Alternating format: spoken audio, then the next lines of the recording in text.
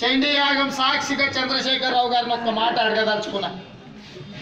చంద్రశేఖరరావు గారు ఒక మాట చెప్తుంటాడు, మా బాసులు గల్లీలోనే ఉంటారు, మేము గల్లీలో ఉన్న బాసులకే సమాధానం చెప్తాం తప్ప కాంగ్రెస్ పార్టీ నాయకులకు మేము సమాధానం చెప్పాం, మా బాసులంతా గల్లీ వాళ్ళే.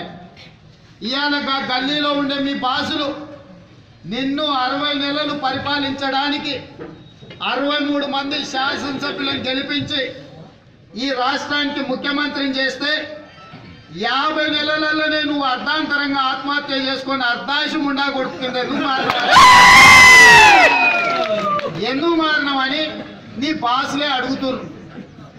60 నెలలు పరిపాలించమని సంపూర్ణమైన మెజారిటీ ఇచ్చి నిన్ను ముఖ్యమంత్రిని చేస్తే, నీ పార్టీని గెలిపిస్తే నీ అల్లుని మంత్రం చేసుకున్నావు, నీ కొడుకుని మంత్రం చేసుకున్నావు, నీ బిడ్డను ఎంపిక చేసుకున్నావు, చివరికి నీ సడ్డకుని కొడుకుని రాజ్యసభ కూడా చేసుకున్నావు.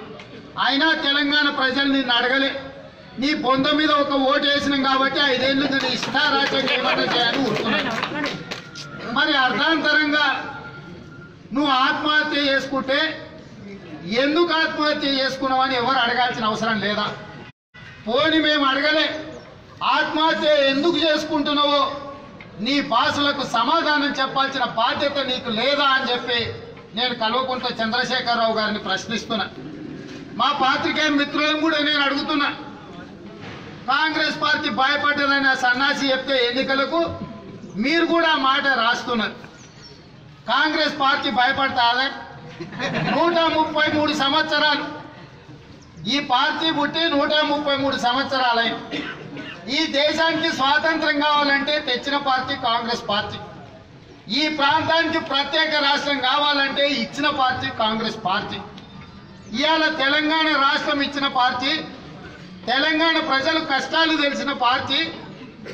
చంద్రశేఖరరావు గారిని ముఖ్యమంత్రి చేస్తే ఆయన అన్నాడు 55 ఏళ్ళు ఈ కాంగ్రెస్ వాళ్ళే పాలించారు, ఇంకా ఏం చేస్తారు వాళ్ళని.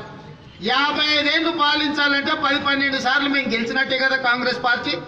10-12 సార్లు గెలిచి 5-6 సార్లు ఓడిపోయి దాదాపుగా 16-17 సార్లు ఎన్నికలను ఎదుర్కొన్న కాంగ్రెస్ పార్టీ అర్ధరాత్రి భుజం తట్టినా డబ్బాడ పెడితే ఓటు ఎక్కడ గుద్దాలో తెలిసిన పార్టీ.